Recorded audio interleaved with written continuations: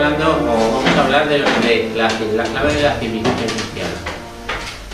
Primero, lógicamente, hay que hablar de lo que es la civilización y los elementos de la civilización, para ver cómo después el cristianismo, la religión cristiana, eso lo perfecciona.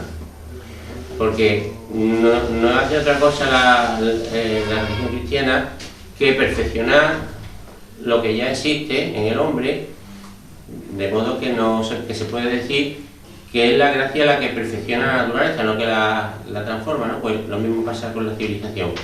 Porque todos los elementos de la civilización están en el hombre. El hombre no ha sido creado para ser salvaje ni para ser un bárbaro, ha nacido para ser un ser civilizado, con todos los elementos que esto tiene consigo. Yo voy a enumerar aquí una serie de ellos. Entonces, el hombre ya de por sí los tiene. Lo que hizo la ciudad fue que esos elementos civilizatorios los potenció, los facilitó y los hizo posibles. Porque ya, hombre, el salvaje o el bárbaro tenía algunos elementos, pero muy débiles, muy borrosos, que la civilización los hizo posibles, aunque nunca perfectos. El hombre nunca puede hacer nada perfecto, pero sí hizo posible que esos elementos se potenciaran y surgieran en todo lo que conocemos como civilización, que después el cristianismo lo potencia mucho más y aparece lo que es la civilización cristiana o cristiandad, que bueno, ya sabemos que una se conoce como la que hubo en la Edad Media y otra la que se llama pequeña cristiandad, que es la que se llevó a América, la que España hizo posible en América. Entonces, ya hemos dicho que todos estos elementos de la civilización están en la naturaleza humana. No es una cosa que la civilización crea de forma artificial o artificiosa en el hombre, sino que ya el hombre los tiene, pero que le cuesta sacarlo a la luz, porque están en su propia naturaleza. De momento hay que distinguir entre cultura y civilización. Cultura, aquí hay una discrepancia entre los antropólogos. Unos antropólogos dicen, y con razón, que cultura viene de cultivo, de lo que es cultivar. Entonces la cultura se refiere a los pueblos que cultivan, a los agricultores, que conocen la agricultura. Otros, quizás muchos antropólogos dicen que la cultura se puede hacer extensiva a todos los hombres en cuanto que es la forma en que los hombres tienen de subsistir, de sobrevivir. Es decir, todos los elementos, costumbres y hábitos que un pueblo, una tribu o un hombre de alguna manera tiene para sobrevivir. Por ejemplo, hay pueblos que son pescadores, otros que son nómadas, ganaderos.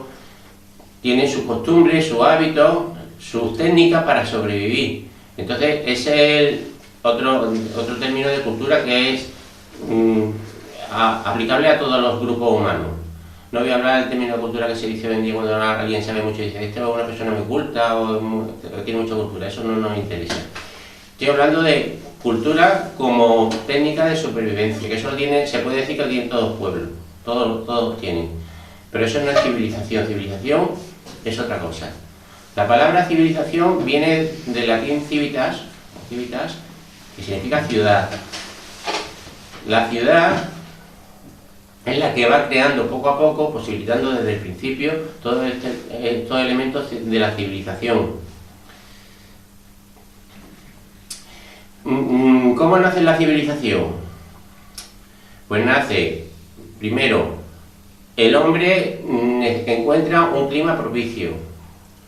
Los extremos no nacen las civilizaciones, las civilizaciones nacen en climas propicios, como es el Mediterráneo, las cuencas del Indo, del Ganges, de los grandes ríos de la China, zonas templadas más o menos accesibles a la vida, de una forma agradable. Entonces, el hombre al principio descubre la ganadería, descubre la agricultura, pero esto no lo vuelve sedentario, porque la agricultura era de roturaciones temporales, se trabajaba una tierra, cuando ya se agostaban, se buscaban otras, se iba cambiando de un lugar a otro. La ganadería lo mismo, la ganadería nómada, se iba de un lugar a otro, el hombre no estaba asentado. Pero cuando se descubre o se inventa el regadío, es cuando el hombre se asienta en un territorio, porque claro, aunque los regadíos al principio fueran muy rudimentarios, eran unas obras, unas construcciones que se habían hecho y ya no se podían llevar de un sitio a otro. Entonces el hombre empieza a sedentarizarse y es cuando empiezan a aparecer los primeros elementos de la ciudad. El hombre es un ser sedentario, no es el hombre nómada, el bárbaro típico, los mongoles y todo esto, que son pueblos nómadas, porque no tenían ciudades, no tenían elementos para quedar, o motivos para quedarse en un sitio determinado para siempre, ni podían hacerlo. Entonces, lo primero que nace es el regadío, pero claro, el regadío da mucha más fertilidad a la tierra. Entonces, al dar fertilidad a la tierra, se crean excedentes. La tierra da productos para alimentar a un ganado, que ya es sedentario, incluso da mucho más trigo o más grano de lo que sea, del que se necesita esa población pequeña, y entonces pues al crear esos excedentes, de alguna forma hay que guardarlos.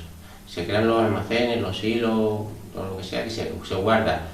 Se crea una riqueza, y hay una riqueza que no la tiene el nómada o el salvaje o el bárbaro. Esa riqueza hay que protegerla, y aparece otro elemento de la civilización, que es la muralla. Ya decía Homero que el hombre civilizado es el que vive entre muros. Homero, la Grecia arcaica, pues ya lo decía, y es así porque al crear los muros el hombre se protege del exterior. El exterior no es solo el salvaje que quiere arrebatarle esos excedentes, esa riqueza que ya ha creado, es que también lo protege de la naturaleza. La naturaleza al hombre, desde el pecado original, se le ha vuelto contra él, es algo hostil. El hombre, al ser un ser que físicamente no está muy dotado para sobrevivir, pues necesita protegerse, y se protege con los muros. Aquí en Sevilla, hasta el siglo XIX, teníamos murallas, y las murallas ya no nos protegían de un enemigo, porque además las murallas ya no servían para eso. Pero las murallas nos servían para protegernos de las inundaciones. Las crecidas del Guadalquivir en Sevilla eran tan grandes que Sevilla se hubiera inundado todos los años. Sevilla tenía un sistema de...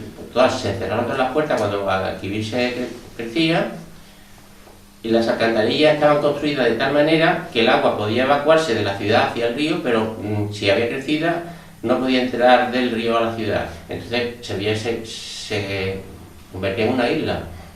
Se protegía de la naturaleza hostil al hombre. Entonces el hombre, a partir de ese momento, al estar diferenciado de la naturaleza, se diferencia de la fisis. Ya no es un elemento más de la naturaleza, es alguien que está por encima de la naturaleza, que se protege de ella y que la domina.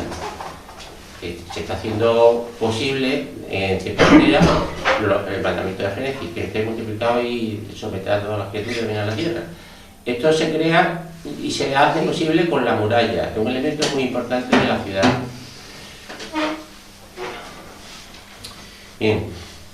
Entonces, cuando se crean excedentes, hay otro elemento importantísimo, que este quizás sea el más importante de los elementos básicos de la civilización, que es que sobra tiempo. Ya no hay que estar persiguiendo al animal todo el día para conseguir comida o recolectar frutos silvestres para comer y al día siguiente lo mismo. No, ya sobra tiempo.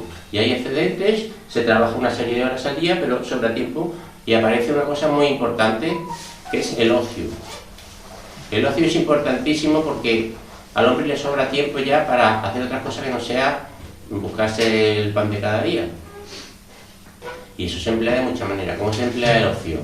La forma más natural del ocio, de momento, es, bueno, lo que diríamos todos, sentarse a contemplar las nubes y eso, pero no, porque a ver ocio, como las personas están reunidas ya en un recinto cerrado, que es la ciudad, que en principio son pequeñas, las primeras ciudades tienen, eso se ve arqueológicamente, unos 15.000 habitantes, por lo menos las primeras ciudades conocidas. Jericó, Mejido, todas estas, tienen 15.000 habitantes, las más pequeñas, después fueron creciendo poco a poco. Entonces son ciudades muy pequeñas, cerradas por una muralla, que ahora veremos otro elemento de la muralla, y entonces, al estar todos reunidos y sobrar tiempo, se reúnen, empiezan a hablar, y entonces aparece un elemento importantísimo, que es la palabra. A usarse mucho más la palabra que antes, que a lo mejor se entendía por grito porque uno estaba aquí y otro en otra punta, pues se va desarrollando y van evolucionando los idiomas. Los idiomas van evolucionando y aparece algo importantísimo, que es la palabra, un elemento clave de la civilización. Tanto es así que la civilización romana, de la que procede la nuestra, por ejemplo en el ejército, era incomprensible para un legionario romano entrar en batalla sin que el general lo hubiera echado una arenga. Es que se tenía que decir, esa era parte de la batalla. La palabra era un ritual para todo, no solo para las liturgias de sus religiones, sino civilmente todos los ritos estaban regulados por palabra, porque la palabra es algo inherente a la ciudad, y claro, como se evoluciona el idioma, se enriquece y se posibilita que se piensen en cosas abstractas que antes no se puede expresar, porque, ojo, importante, se piensa como se habla y se habla como se piensa, porque se piensa con palabras. Si uno tiene un vocabulario muy desarrollado y tiene un idioma muy evolucionado, su pensamiento va a ser mucho más rico. Entonces, el hombre, de alguna forma, va evolucionando y se va enriqueciendo como persona.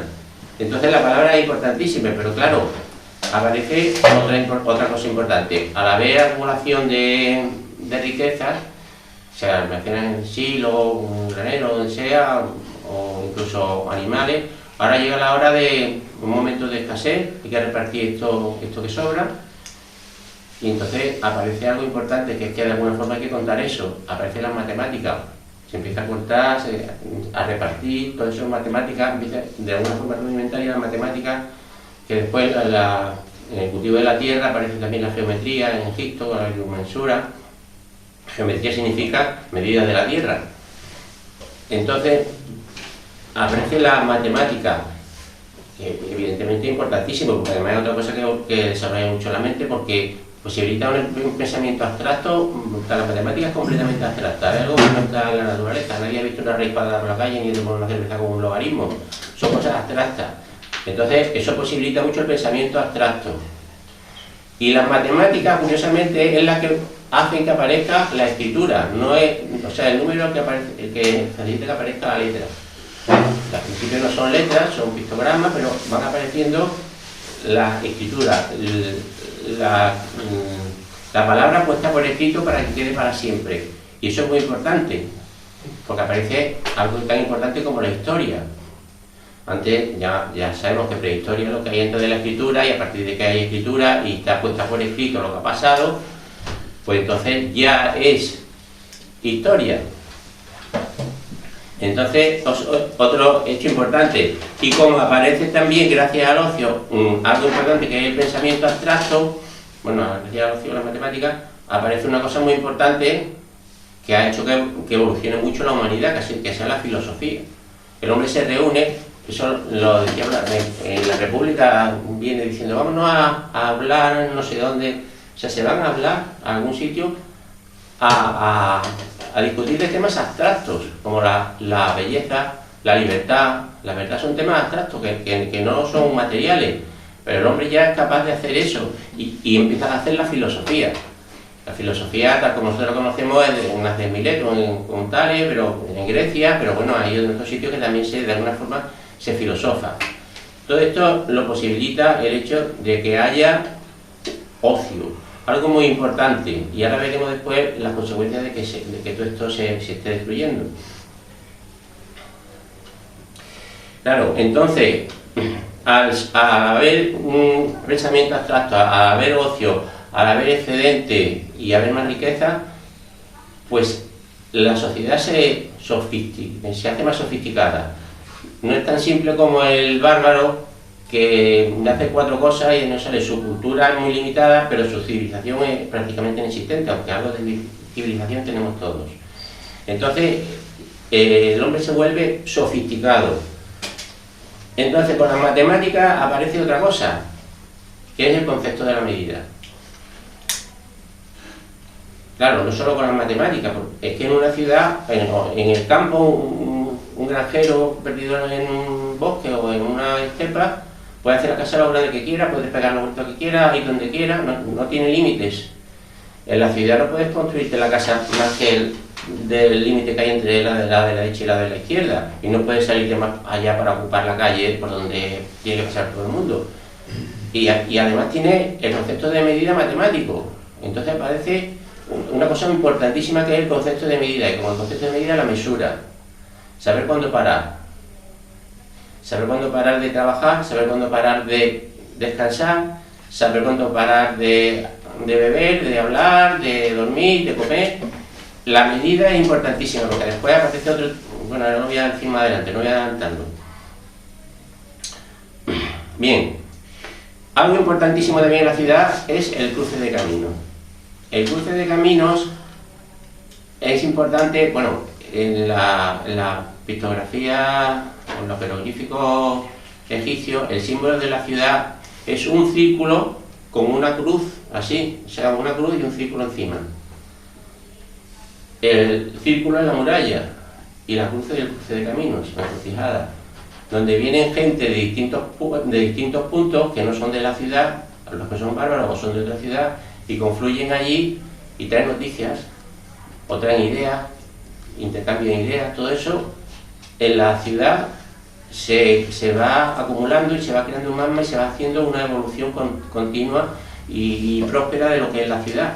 Porque aparece, con el cruce de camino, aparece otra cosa muy importante en la ciudad, que es el Ágora en Grecia, el Foro Romano, la Plaza Mayor en España, un sitio donde la gente va a hablar. Ya hablaba antes de que Sócrates, perdón, que Platón, hablando de Sócrates, decía, vamos a ir a hablar, estaban hablando en el foro, vamos afuera porque ya en el foro hace mucho calor, fuera no va a dar el aire fresco. El Ágora o la plaza es el sitio donde se cuece la civilización y donde se prospera, se cambian ideas, se intercambian inventos y la civilización se dispara. Claro, no es lo mismo una civilización que en Roma, por ejemplo, que el bárbaro. En Roma había ideas de todo tipo, y en Grecia y en Egipto y todo eso, claro, eso el bárbaro pues no lo tenía. No tenía ese intercambio de ideas, estaba aislado y a lo mejor hasta no tenía posibilidad de comunicarse porque el idioma era mucho más primitivo, mucho menos evolucionado. Entonces, el hecho de que exista la plaza es importantísimo también en la existencia de la muralla, perdón, de la ciudad. Bueno, con el cruce de caminos que vienen de distintas ciudades o de distintos puntos que no tenían por qué ser ciudades, aparece otra cosa importante, que es el comercio. Aparece el comercio, el intercambio, la negociación, se sabe pactar unos con otros, y entonces pues eso también hace que los hombres tengan una sofisticación mayor, que además, como por la aparición de la escritura, aparece algo también importante, muy importante, que es la ley. La ley se pone por escrito porque antes había costumbre. Cuando la costumbre se pone por escrito, se convierte en ley. Y esto sabemos que es muy importante. Por ejemplo, lo tenemos en la historia de Roma, ¿no? Las 12 tablas. Antes de que existieran las 12 tablas, que eran las primeras leyes por escrito de Roma, los que administraban las leyes eran los magistrados, eran los patricios, ¿no? Los senadores. Le aplicaban según la costumbre, que ellos decían que recordaban la costumbre, hasta que los plebeyos se hartaron y dijeron, no, a ver, no te inventes cada vez lo que es la costumbre, lo que te da la gana, estás cambiando la costumbre todos los días y eso no puede ser. Y le obligaron a ponerla por escrito. Hubo ahí, bueno, digamos una huelga, porque se retiraron al Aventino y le obligaron, si no la ponéis, es que no bajamos, y no trabajamos y no hacemos nada, y claro, pues la ciudad era inviable. Y obligaron a ponerla por escrito y se pusieron las 12 tablas, la primera ley que se pusieron en Roma, se pusieron por escrito. Evidentemente ya después lo sabemos que por los Antiguos Testamentos, que la tabla de la ley también se pusieron por escrito, también quedaron por escrito, porque es que era necesario para que no hubiera cambio ni nadie se inventara lo que le daba la gana.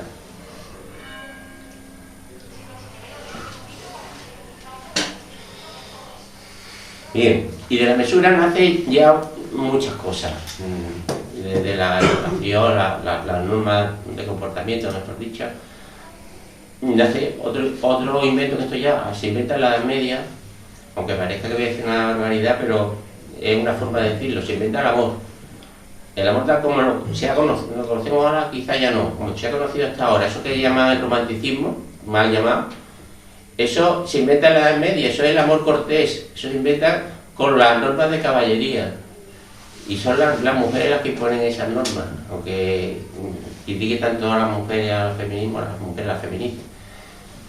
Famosa León de Aquitania, muchas otras mujeres que tenían lo que se llamaban tribunales de amor y se resolvían querellas de amor entre el amante y la amada. Y eso es un invento de la Edad Media y está puesto ahí por la mesura que había en los comportamientos sociales creados por la caballería, por la norma de caballería.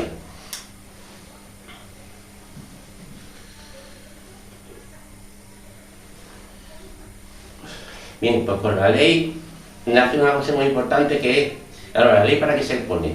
Como ya hemos visto en Roma, los que exigen la ley son los débiles, los plebeyos, porque la ley está concebida para proteger al débil, no para, como pasa hoy en día, para machacar al débil. Estaba pensada para proteger al débil y para solucionar conflictos. ¿Qué es otra cosa que pasa hoy en día? La ley no solo no resuelve conflictos, sino que los crea. Por ejemplo, la ley de LGTB está creando conflictos, la ley de violencia de género o violencia machista, como llaman, está creando conflictos que no lo sabía. Entonces, la ley en su principio estaba concebida para resolver problemas y proteger al débil, que era algo muy importante porque ya se crea una noción nueva, que el fuerte no puede hacer lo que quiera. Ya no es el ordeno y mando y el señor del cuchillo. Mira, en Europa, lo que fue la Edad Media, había 4 clases de concepción del poder. Estaba la de lo que quedaba del Imperio Romano, en lo que se llamaba el Imperio Bizantino, que eso era una especie de, bueno, era lo que había en la final del Imperio Romano, una especie de monarquía absoluta, para que nos entendamos. Había otra forma de entenderse, que era la que había en todo lo que había sido el Imperio Carolingio, que era el feudalismo. El feudalismo consistía en que había un pacto entre el señor y el vasallo. Vasallo significaba valiente, mis vasallos son mis valientes. Entonces el rey hacía un pacto con sus valientes, con sus vasallos. Yo te protejo a ti, a cambio tú me pagas unos tributos, unas cosas. Y había esa relación entre el rey y sus nobles, que eran sus vasallos, pero los nobles con sus nobles de menor categoría también tenían esos pactos, y así sucesivamente hasta llegar a los menos favorecidos de la sociedad. El noble tenía una obligación de pactar con ellos y de protegerlos. A cambio tenían que trabajar la tierra, darle una serie de tributos y eso. Había otra forma de gobierno, que era la de España. España con la Reconquista no llegó a cuajar el feudalismo, porque llegaron los moros y arrasaron con todo. En Cataluña sí, porque la marca hispánica la creó Carlos Magno, que fue el inventor del feudalismo de forma política y jurídica, que ya existiera de facto. Entonces en España lo que había era, la Reconquista iba avanzando, una serie de personas, colonos, agricultores o ganaderos, acaparaban un trozo de terreno, una comarca, una región, tenían una costumbre, entonces la ponían por escrito, le pedían al rey que la sancionara y se convertían en ley, como ya hemos dicho. La costumbre por escrito, la ley. Pues eran los fueros de los lugares, de las zonas, de las regiones o de las ciudades. Y también pedían al rey a alguien que los protegiera de los moros, el invasor. Entonces el rey le mandaba a un conde, que solía ser el nombre que se les daba, con una serie de hombres de armas. Entonces esa gente eran libres, eran hombres libres. Y tenían unos fueros, unos derechos que se lo había sancionado al rey, porque además le favorecía de esa forma ir reconquistando el terreno y repoblando toda la zona reconquistada.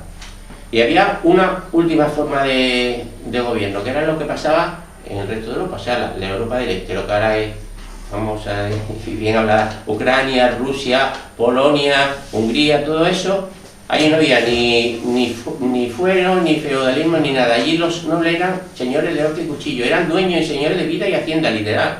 Podían hacer lo que quisieran con sus siervos, porque eran siervos. En Rusia hasta el siglo XIX no se liberaron los siervos, que no sirvió de nada, porque claro, los liberaron teóricamente, pero no tenían nada y siguieron siendo siervos. Claro, esa fue una de las causas de la Revolución Rusa, una de ellas. Entonces eran, bueno, el caso más famoso, bueno, o por lo menos el más paradigmático, el de Isabel Báthory. No sé cómo se pronuncia en húngaro, bueno, más o menos, Báthory. Esta era una noble húngara de lo que ahora es Transilvania, que está en Rumanía, que tenía fama de ser muy guapa, mucha belleza y eso. Entonces se le metió en la cabeza que para conservar su belleza tenía que bañarse en sangre de vírgenes. Entonces todas las doncellas de su dominio la mandaba sangrar, la desangraba, ponía lógicamente, y se bañaba en esa sangre. Claro, eso fue ya tan escandaloso que estamos como yo emparedada ya casi como ese, porque todo el mundo contra ella. Pero es un ejemplo de cómo era donde no había feudalismo y donde no había fuero. Eso es lo que pasaba antes de que hubiera leyes en ningún sitio, porque el feudalismo eran leyes, los fueros eran leyes, donde no había leyes, el fuerte arrasaba al débil, literalmente, y entonces hacían con ellos lo que les daba la gana. Por eso fue tan importante la ley, y por eso los países que no estuvieron romanizados ni tenían esa civilización, pues están como están. Bueno, han estado como han estado, ahora más o menos estamos todos igual de salvajes.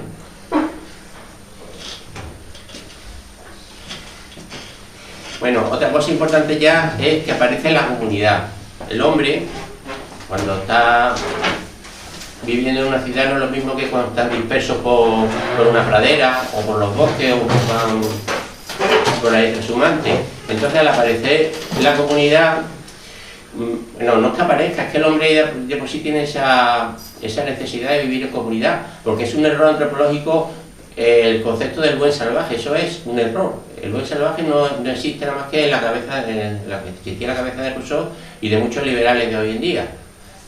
El hombre necesita vivir en comunidad.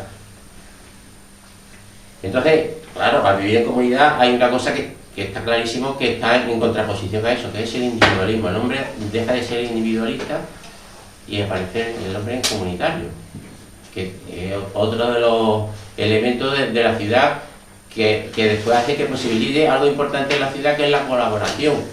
En la ciudad unos hombres colaboran con otros para el beneficio común. Entonces va en contra de lo que era el hombre salvaje, el hombre libre, que cada uno va a lo suyo. Ahí tienen que colaborar para construir una muralla, para construir un canal o para cualquier otra cosa, colaboran todos.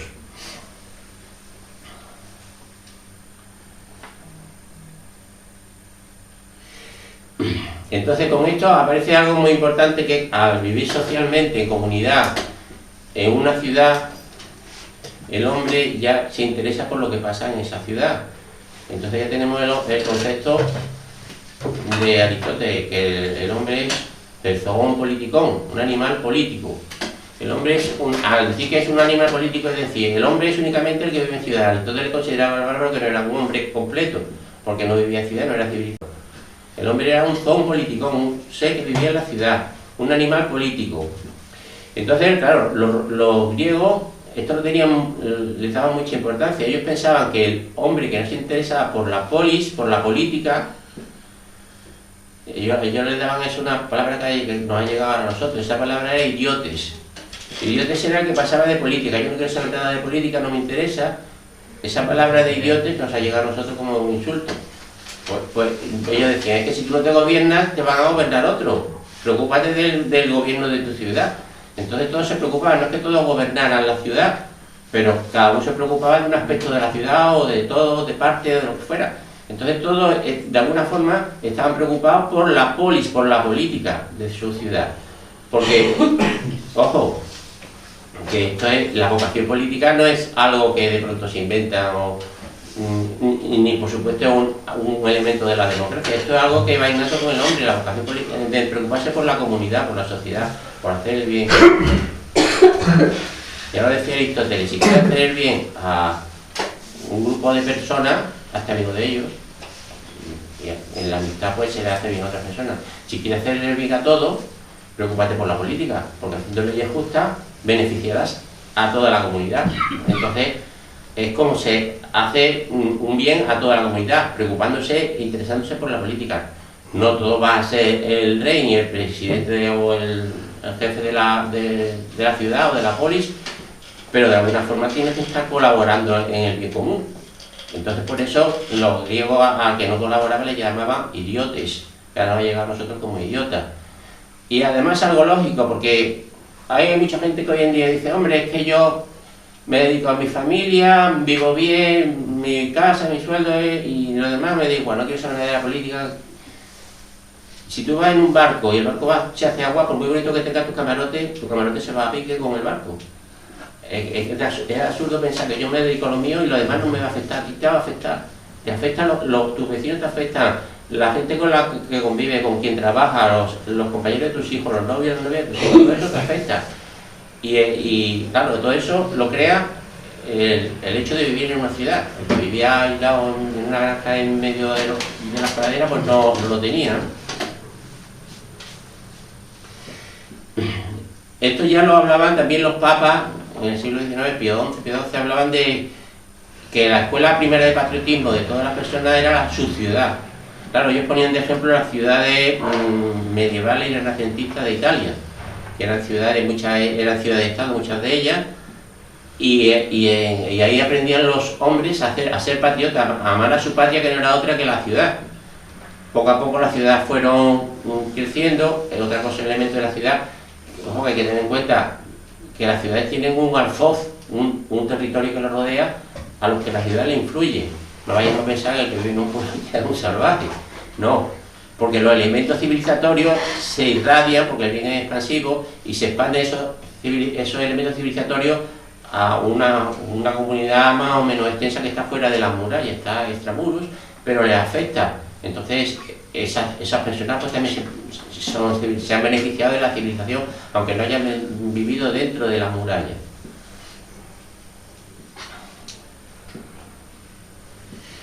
Después, a ver una ciudad, claro, eso hay que organizarlo, hay que gobernarlo.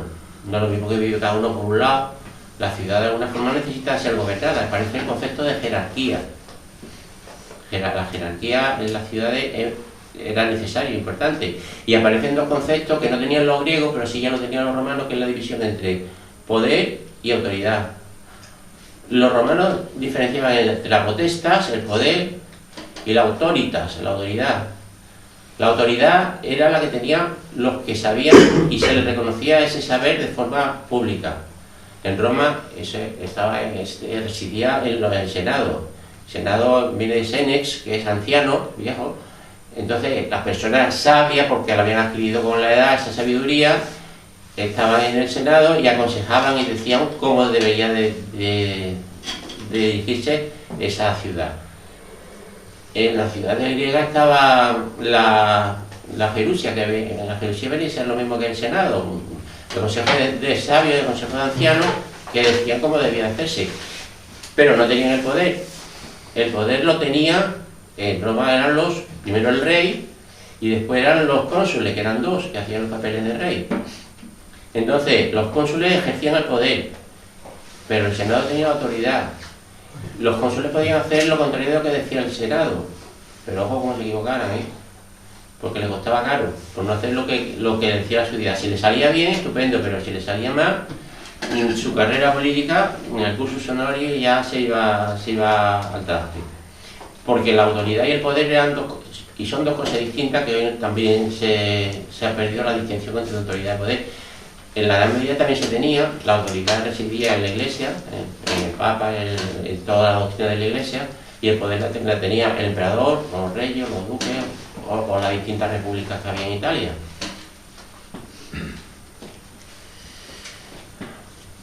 Bien, como hemos dicho, otro elemento importante era la mesura, y era importante porque había algo que el bárbaro no sabía, que era saber parar de hacer algo. No tenía medida. Había que saber parar de trabajar, o de producir, o de comer, o de beber, o de dormir. El bárbaro se entregaba a lo que se le ocurría sin tener ese conocimiento. Ya vemos como en la Edad Media se inventa otra cosa importante. En la ciudad aparecen, como hemos dicho, una diversificación de actuaciones. No todo el mundo se tiene que dedicar a cultivar la tierra o a ser ganadero. Hay gente que se especializa en ser artesano. Unos trabajan en metal, otros la madera, otros hacen ropa. Entonces, estas personas que hacen un mismo trabajo se empiezan a agrupar y empiezan a aparecer de alguna forma, aunque es muy mucho después de la palabra, pero de alguna forma se empiezan a agrupar y colaborar y empiezan a aparecer los gremios, que no tenían el nombre, pero colaboran de alguna forma y se ayudan mutuamente. En Roma, el primer gremio, que no se llamaba gremio, se llamaba colegio, que aparece era el de los soldados romanos, los legionarios. Inventan el primer colegio, la primera finalidad era la de sufragar los gastos de funerales cuando moría. Se les retiraba de su paga mensual un poquito a todos los legionarios y al final pues cuando moría se le pagaba los entierros. Eso poco a poco fue aumentando y se fue haciendo cada vez más beneficioso, tenían más beneficios por tener ese colegio. Por ejemplo, cuando se jubilaban, o sea, cuando se retiraban del ejército, Roma les daba un pedazo de tierra, pero el colegio suyo del dinero que le había quitado se lo daba y tenía un dinero para invertir en esa tierra. Eso después ya, al final del Imperio Romano, se empieza a pervertir con la invasión de los bárbaros, desaparece y después ya nos explicará a final de curso, tendremos una charla muy importante sobre este tema, porque me parece muy importante.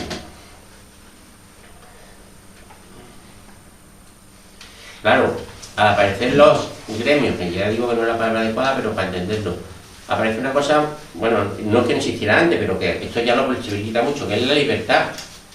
Ya el gremio te protege, te ampara, tiene además sus propios fueros y el hombre tiene libertad para ejercer su profesión, su oficio, de una forma completamente libre, porque está protegido perfectamente por los fueros que sean. Entonces, claro, aquí tenemos otro elemento que ya lo he dicho antes, la colaboración. Los gremios fomentan la colaboración entre los miembros de ese gremio, en contra de lo que es la competición, que es lo que tenemos hoy en día. La competición era algo que no se entendía como tal en las ciudades, era la colaboración, se colaboraba entre todos y así como se potenciaba y se lanzaba la ciudad hacia objetivos más amplios. Bueno, pues estos son los elementos más importantes de la ciudad y ahora vamos a ver la Iglesia qué es lo que hace.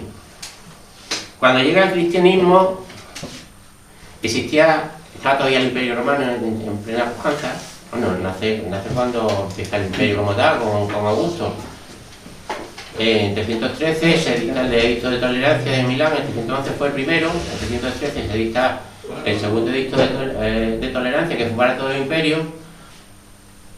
Y cuando muere Teodosio en 395, ya todo el imperio era cristiano, había unidad católica en todo el imperio.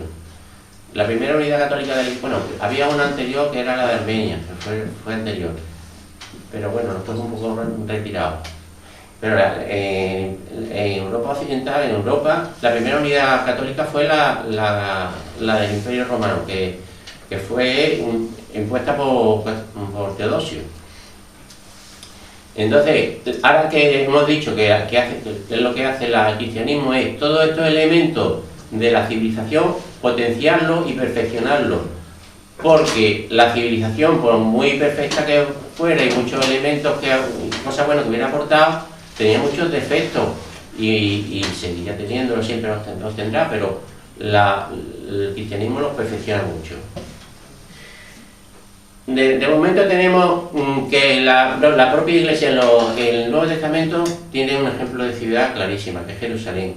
En el Apocalipsis nos está hablando de una Jerusalén celeste que baja del cielo a la tierra y es una ciudad sagrada. Siempre se la ha tenido como ciudad sagrada, Jerusalén. Pero bueno, claro, sigue siendo una ciudad sagrada, pero que estamos hablando de la ciudad sagrada, que la siguiente Jerusalén que bajará del cielo. Y el cristianismo no habla de una pradera sagrada ni de unos bosques sagrados, no, habla de una ciudad, está hablando de un elemento civilizatorio que es la propia ciudad. Y la ciudad se configura como ciudad de Dios frente a la ciudad de los hombres. Esto es de San Agustín. Entonces, San Agustín dice, la ciudad de los hombres es la ciudad del pecado, del demonio. Contra eso tiene que estar la ciudad de Dios con todas las virtudes que se supone que debe de tener una ciudad cristiana, aunque siempre va a estar sometida a la concupiscencia. Hasta que no llegue la civilización, que no será perfecta. En la ciudad de la Iglesia fija sus sedes episcopales, los obispos están en ciudades. Muchas veces ha habido ciudades que han aparecido por creación de los obispos que en ese sitio se han establecido. En las ciudades aparecen los estudios, las escuelas y las universidades. Entonces, con todo este elemento de la Edad Media, pues se revitaliza la ciudad. Si nos fijamos, cuando cae el Imperio Romano, en los siglos 6, 7, 8, en esos siglos, la civilización en Europa Occidental había caído al límite insospechado. En lo que son las islas británicas, en lo que es ahora Inglaterra, había desaparecido el urbanismo completamente, había desaparecido el urbanismo, el idioma, la religión, los bárbaros que entraron allí lo arrasaron todo completamente. Nosotros en España somos los que tuvimos más suerte, porque cuando entraron los visigodos, bueno, entraron antes somos vándalos y alanos, pero los que se asientan definitivamente son los visigodos.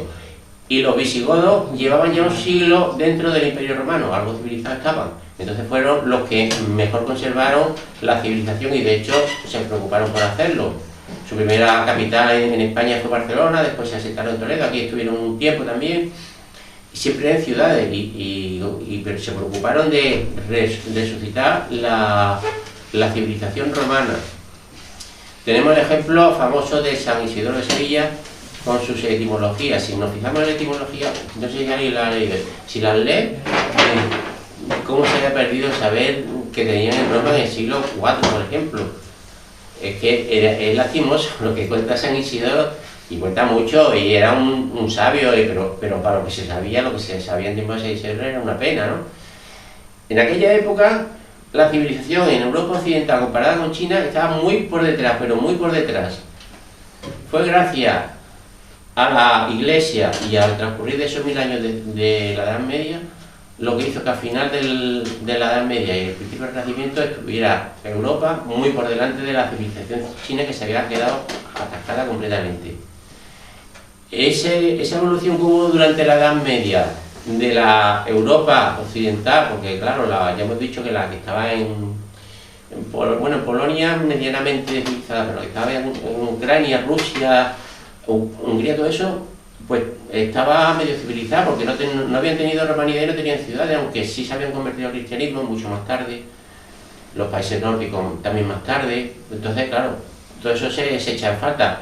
No hay más que tener en cuenta que cuando aquí en Sevilla un rey sabio escribía cantigas a Santa María, en el santuario de Uppsala, en Suecia, se hacían sacrificios humanos a Thor y a Odín, claro. Después ellos ven la Edad Media como Edad Oscura, pues no me extraña. Es que es lógico. Pero claro, nosotros la vemos como bueno, salvando los que estén sumidos en la leyenda negra, la vemos como una edad luminosa, una edad creativa, una edad vital, claro. Porque fue sacar a la Europa que había caído bajo los bárbaros, que eran los bárbaros salvajes, la habían sabido llevar hasta el cumbre de la civilización, la cristiandad, ¿no? Lo que fue la Edad Media, el siglo XIII, el siglo XIV. Entonces, bueno, ya hemos dicho, la catedral o el templo mayor en los pueblos, eso se va a la plaza, que ya hemos dicho que era el elemento importante, pues se lleva allí, porque allí donde se habla, se está en presencia de Dios. Allí donde se discute, se intercambian ideas, se está en presencia de Dios. De alguna forma, la Iglesia está cristianizando la civilización que existía o que se está revitalizando. También existía otra cosa que se creó entonces, que fueron los monasterios. Los monasterios no se creaban en las ciudades, se creaban en medio del campo. Pero, claro, el inventor del monacato occidental, que es San Benito, ya se preocupaba, primero, de que fueran autosuficientes, igual que una ciudad, y que estuvieran amurallados, o sea que eran ciudades en pequeño. O sea que el monacato occidental, el que inventó San Benito, eran ciudades en pequeño, porque lo que estaba copiando era lo que ya existía, y lo hacía como ciudad. Y aquí inventa algo, bueno, es a lo mejor una exageración decirlo, pero inventan la medida del tiempo. No es que no midieran el tiempo antes, los romanos ya lo medían y se medían mucho antes. Pero los benedictinos inventaron algo tan importante como la división del día en 3 partes. 8 horas de trabajo, 8 horas de descanso y 8 horas de oración. Y tenían el tiempo medido. Eso era muy importante porque, claro, ya ahí se rompía de forma radical el decir, bueno, es que yo trabajo 10 horas, 12 horas, 15 horas. No, 8 horas, no más. No te hace falta más. Y no puedes obligar a uno de tus empleados, de tus súbditos, de tus vasallos a trabajar más, 8 horas. Eso lo vemos, por ejemplo, cuando Felipe II redacta leyes para los indios de América que trabajen con 8 horas. Eso lo copia de los monacatos de la Edad Media, que eran ciudades en pequeño. Y además las ciudades en pequeño, que iba gente de todas partes a recibir consejos, a dar noticias, a recibir noticias. O sea, eran centros tan importantes que muchas veces de esos monasterios han surgido ciudades enteras que hoy en día existen. Evidentemente, en zonas donde no estaba la romanidad, en zonas de lo que fue el Imperio Romano, no hacía falta eso, apenas hubo ciudades creadas en novo. Entonces, cuando esta cristiandad se lleva a América, vemos que hay dos modelos, el modelo español y el modelo anglosajón. Cuando los españoles van a América, tenemos el ejemplo de Cortés, que lo que hace nada más llegar a México, a lo que era México, que era una ciudad, Veracruz. Lo primero que hacen los españoles cuando llegan a América, van creando ciudades aquí, en todas partes. Hay montones de ciudades creadas por los españoles. Los anglosajones, los vemos en las películas, se van a crear granjas aisladas unas de otras, porque habían destruido la romanidad. Los anglosajones no tenían esa civilización, entonces no son capaces de crear esa civilización que creamos los españoles, o que crearon los españoles antiguos, no vayamos a echarnos nosotros los méritos que no tenemos. Que esa civilización que crearon los españoles en América fue porque crearon ciudades, y las ciudades donde confluían los indios, donde se les educaba, se les daba protección, se les daba asistencia sanitaria, en fin, todo lo que necesitaban se iba creando en ciudades. Y como ya he dicho, la ciudad abarca todo un territorio que se beneficia, no solo lo que está dentro de la ciudad. Entonces, claro, eso se nota, y eso lo podéis ver en las películas. Muchas películas salen en las granjas en el oeste americano, o las caravanas transhumantes de un sitio a otro.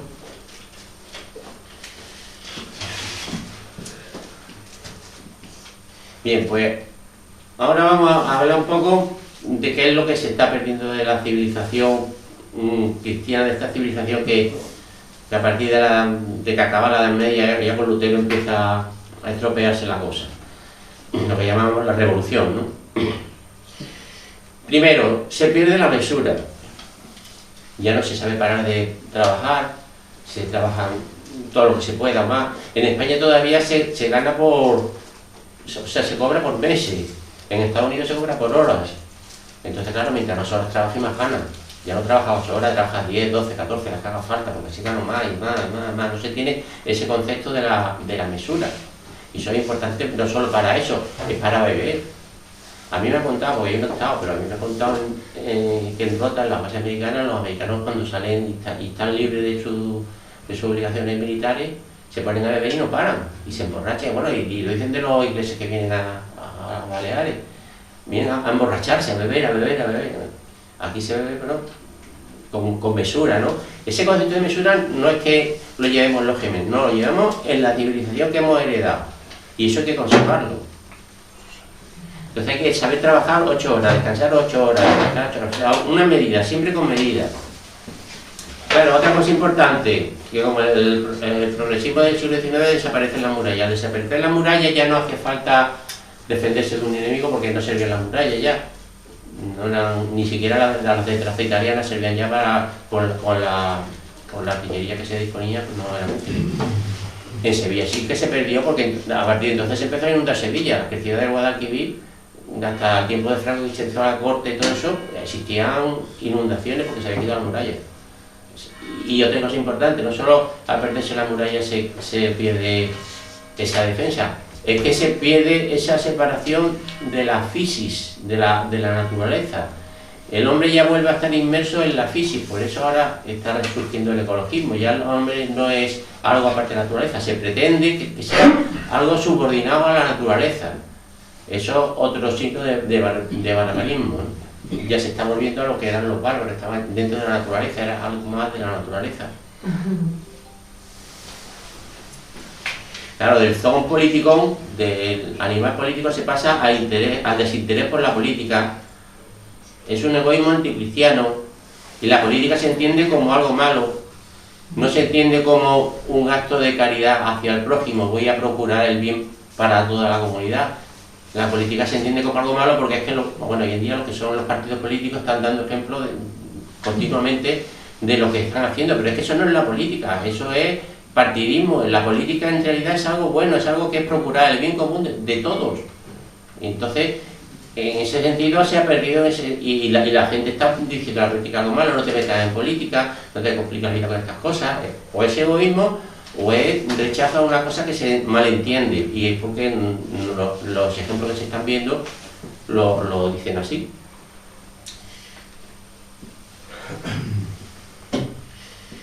Entonces hay otra cosa que están desapareciendo en las ciudades, bueno, en las ciudades nuevas o las ampliaciones de ciudad y esto, son las plazas. Ahora las plazas se están sustituyendo por rotondas.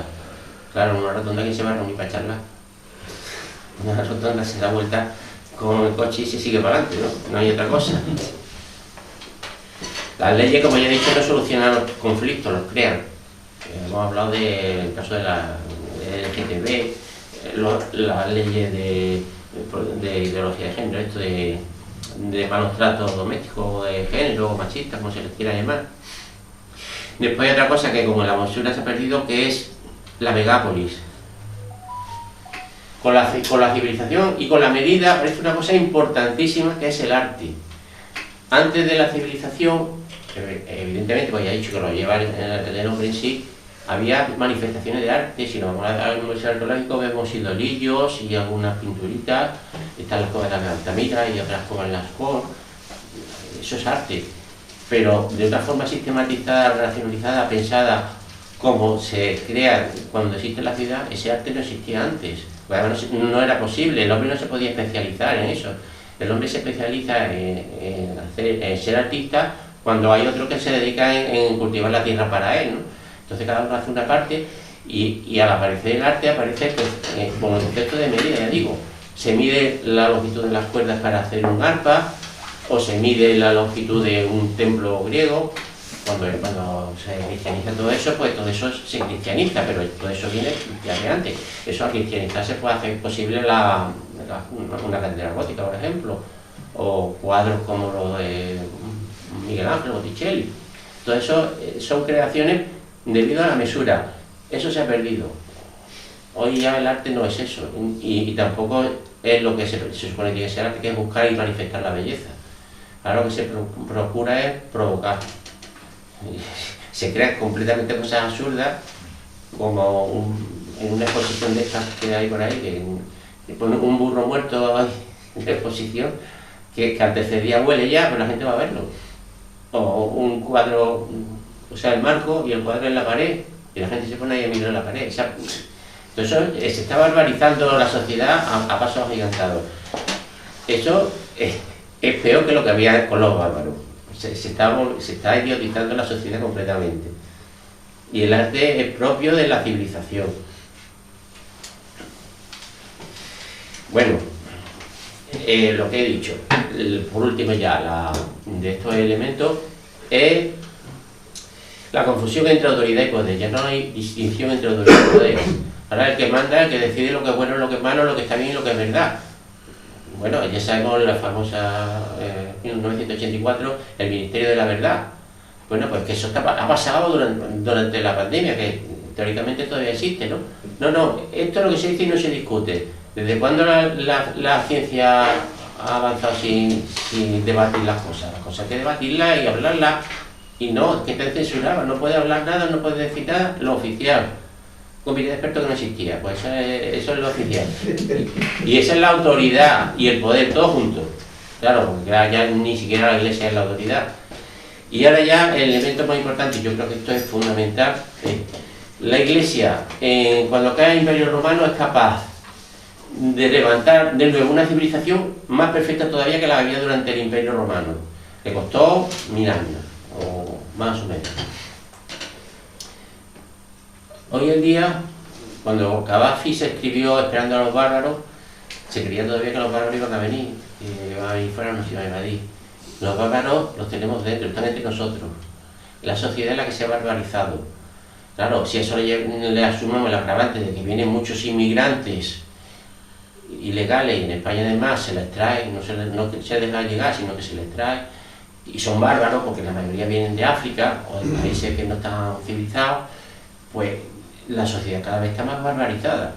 Y el problema es que si antes la Iglesia era capaz de civilizar esa sociedad, no solo de civilizarla, es que convirtió a todos los bárbaros que entraron en el imperio y además salió de los límites del imperio y evangelizó y civilizó toda Europa. Todo el norte de Europa lo convirtió, lo evangelizó y lo civilizó y creó ciudades y por supuesto muchos de ellos a base de monasterios. ¿Cuál es el problema que tenemos hoy en día? Que ese nervio evangelizador que tenía la Iglesia ya se ha perdido. La Iglesia ya no tiene ese nervio evangelizador. Tenemos muchas instituciones benéficas que se dedican a repartir alimentos, a repartir ropa. Lo tenemos en las hermandades, lo tenemos en otras instituciones incardinadas dentro de la Iglesia, dentro de la jerarquía de la Iglesia o fuera, pero formadas por católicos, pero no son capaces de transmitir el Evangelio. Se ha perdido ese nervio evangelizador. Hacen filantropía. Lo que hacen es filantropía, repartir alimentos, repartir ropa y solucionar problemas burocráticos. Pero es que a nadie se le ocurre predicar el Evangelio a todos los musulmanes que están llegando de África. La mayoría de los musulmanes negros que vienen de África vienen musulmanes y se les queda y se les deja. Nadie se le ocurre predicarle el Evangelio a ninguno de esos. Y la Iglesia no lo hace hoy en día. Entonces ese es el problema que tenemos y por eso la sociedad está cada vez más barbarizada. En vez de ser capaz de evangelizar y a partir de evangelizar civilizar a todos estos inmigrantes, pues lo que se les hace es alimentarlos, darles ropa, solucionarles problemas burocráticos para que se puedan quedar en España y que sigan siendo bárbaros. Y claro, cada vez son más, se reproducen más que nosotros, porque encima ese es otro de los agravantes que tenemos, y la sociedad dentro de aquí a 50 años va a ser completamente bárbara, se va a perder el arte, la mesura, las leyes, se va a perder todo. Y eso es debido a la falta de nervio evangelizador que tenemos los católicos hoy en día. Nadie es capaz de hablarle a un ateo, a un protestante, a un musulmán, a un lo que sea, del Evangelio, predicarle el Evangelio, decirle cuando se presenta a ti en Cáritas, vengo por ropa, Ave María. No, le damos la ropa y le damos las palmas de la espalda. Y claro, ese es el problema que tenemos, por eso la sociedad está cada vez más radicalizada. Y eso es un grave problema. En fin,